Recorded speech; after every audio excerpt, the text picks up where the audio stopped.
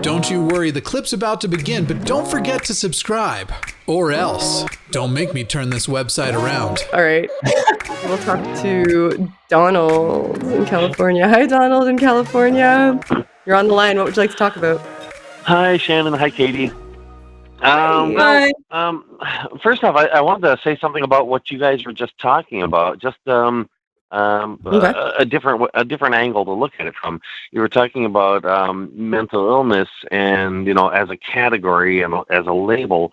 And I was thinking to myself two things. One being learning disability, which doesn't necessarily mean that the person is not very smart. A lot of times, a learning disability can be a specific difficulty in what society has deemed a very essential portion of learning. But that person might be able to run circles around the average person in other areas. So there's that. And another thing, from my own personal medical history, when I was younger, I had what most doctors would have considered severe bradycardia, meaning my heartbeat was extremely slow.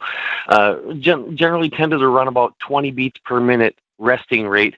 If I had just been out, jogging or went for a short sprint, it might get up as high as 30 or 40. And normally speaking, if a doctor saw, your heart rate is that low, they'd be thinking something's badly wrong with you. Maybe you got, heartworms or something. But in my case, it was because I was doing a lot of exercise and my heart had grown abnormally large as a result, and I was actually quite healthy. So, the label doesn't really tell you a heck of a lot. I guess I'm just kind of agreeing with that point. Yeah. I'd agree It's with just you. a form of categorization to make communication easier, but lots of people treat these labels as like we true gotta call it. categories. We gotta call regardless. stuff something. Yeah. Yeah, we got some lag on there, and I'm trying not to, end up talking over you guys. If I don't do real well at that, I No, that's okay. apologize in advance. Anyway, the thing I What wanted did you want to ask? address, actually kind of short, and I would like to spend more time talking to you guys, but I'm sure you got other callers, so I'll just get this out there, and maybe it can be discussed somewhat.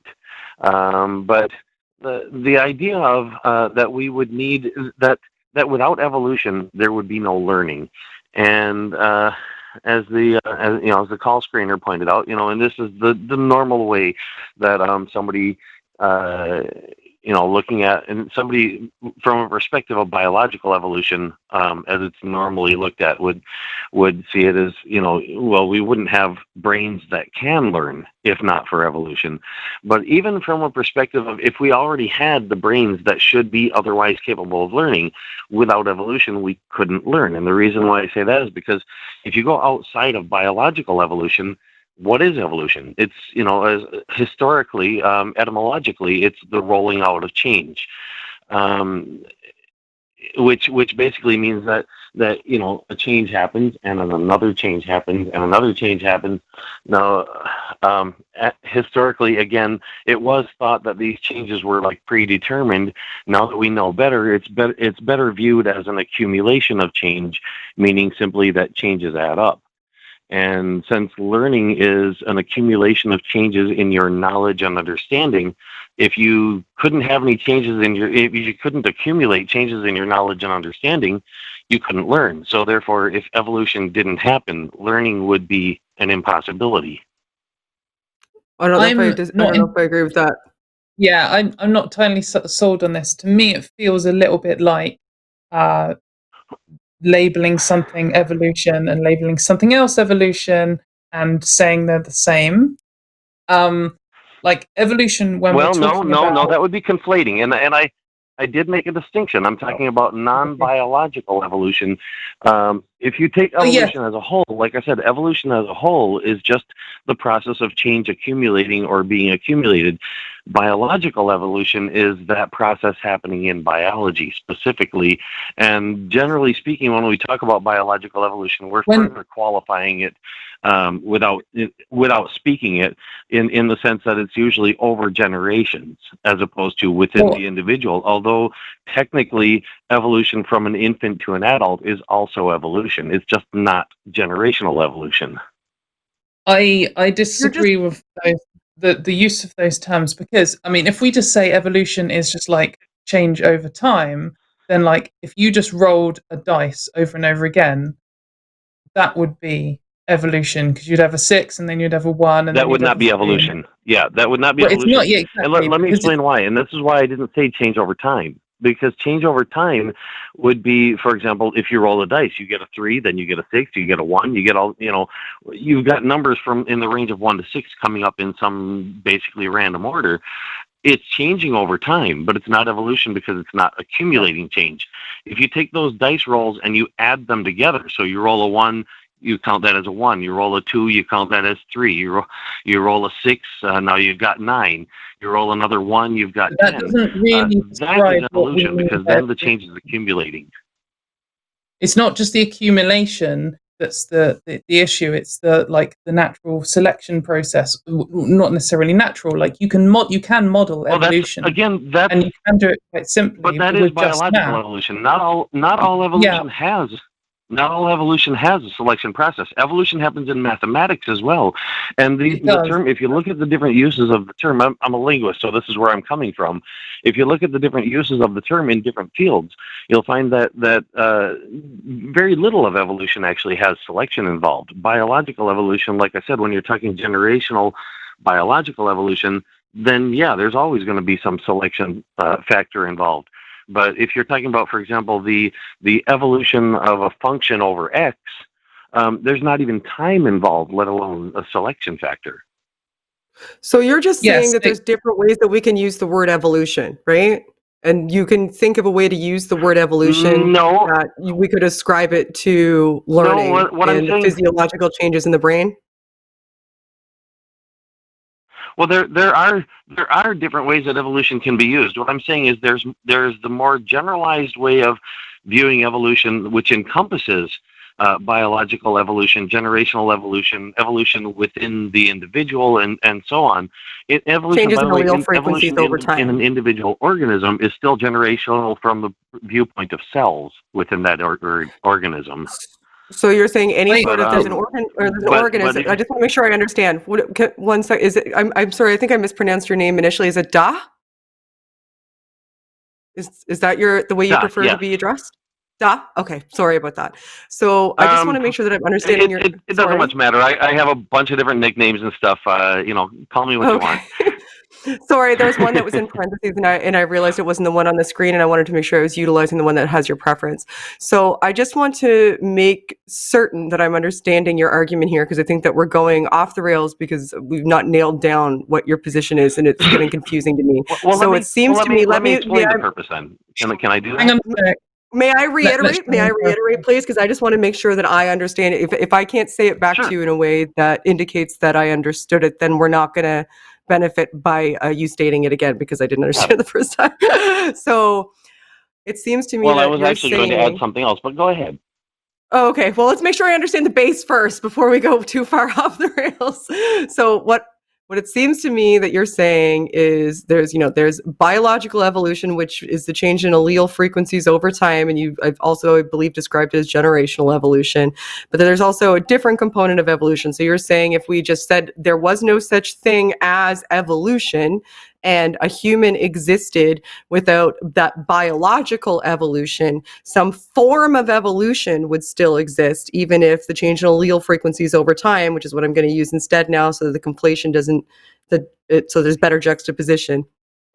So if the change in allele frequency over time was not true, and we existed in the form that we exist now, somehow, like just as a hypothetical, evolution in some way would still exist, because when we learn, we change outside inputs are changing the physiological constitution and the material structures of our mind, and that is a physical component of us. So that means that existing through time by growing up and learning, there is a form of just evolution within just our physical bodies that does take place, because any sort of physiological change that's brought on by some sort of external stimuli or environmental stimuli constitutes evolution on the individual level, because there's a material change in our physiological structure. Does that make sense? Is that what you're trying to say?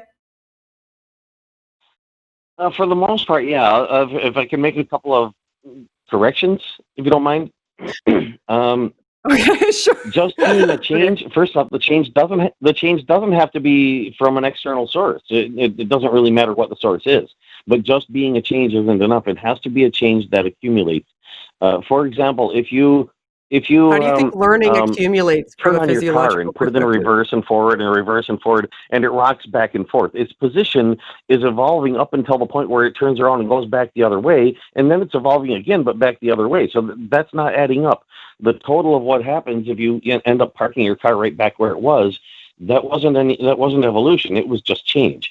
Again, if you roll a dice over and over and over, the new numbers coming up on in order the for dice it to be evolution, there's no going back, and it has to be cumulative. So we'll take outside the physical. Well, it can go back, but then it can go back, but then that undoes that part of the evolution if it goes back. So it's only what adds up is the evolution.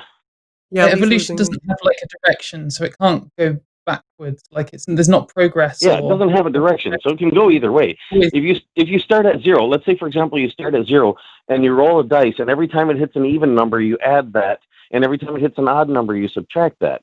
It's going to go back and forth. The evolution can lead it to a positive number, a large positive number, or a large negative number, or it could be a small positive number, a small negative number. But there is going to be some back and forth in there. And, as it goes, from 2, 3, 4, 5, 4, 5, 4, 5, 4, 5, 4, 5, 6, 7, 8, 9. That 4, 5, 4, 5, 4, 5 wasn't evolution so much as stagnation. That's only because you've attributed positive numbers to forwards evolution and negative numbers to backwards. But that was just an arbitrary decision on your part. Like, there's no reason why that's the case. If you want to put a direction on it, you could say forward and backward. But yeah.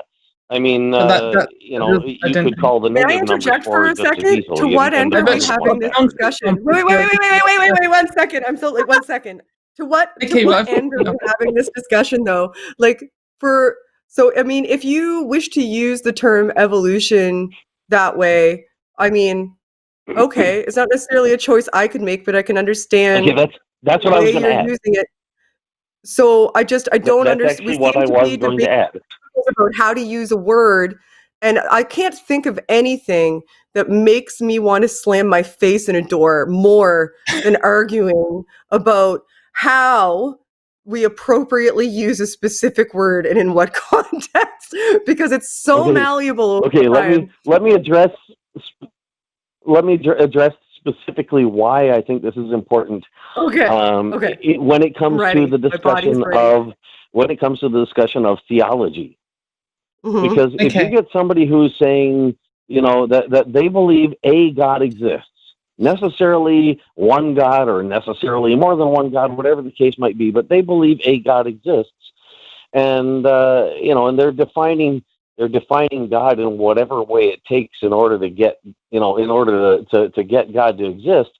Somewhere along the way, you have to say, well, you're either conflating different meanings, or there's a way to group those meanings together into a more generalized meaning. And that's where, what I'm doing is I'm avoiding the conflation of different things that could be called evolution with each other. And I'm instead saying, we can have a more specific form of evolution, and we can choose to specify it, or we can leave that out. But, it's either implied or it's explicit. And all of the more specific forms of evolution fit within the generalized form of evolution. That's why I said, as a definition of a generalized form of evolution, I would say the process of change accumulating or being accumulated. If you want to qualify that and say biological evolution or generational evolution or population evolution, these are different things that can qualify, and say, okay, the accumulation of change within that realm, within the realm of, for example, a population, which would be population evolution. That's your one that is the variation in allele frequency over time. That's genetic population evolution, or evolution of the gene pool, basically. So, am I making sense? I don't know anymore. So when somebody tries to say that they believe in a God, if somebody says they believe there's a God, but they believe there's no such thing as evolution, well, okay, then if you can say, well, here we just disproved this version of God, and they say, oh, well, God in the more general sense, we can do the same thing with evolution and say, well, if you want to say there's no such thing as evolution, we can point out evolution in the general sense and say, you might not understand evolution in these other areas, but you know how to count. If you can count, you've just proved evolution exists, because that is an accumulation of change. You're adding one at each step. Their argument is just that animals don't have a common ancestor. They're just saying that God created animals as they are today. Like when they say, I don't believe in evolution, they're not talking about the process or the maths or the general sense. Have a common ancestor. They're literally just making the claim that humans existed first in the state that we are today because God magicked them there. So and that's another thing. When we get to the terminology, when people talk about kinds, if you want to talk about created kinds, that's separate than kinds. If you just say kinds, you've left it generalized.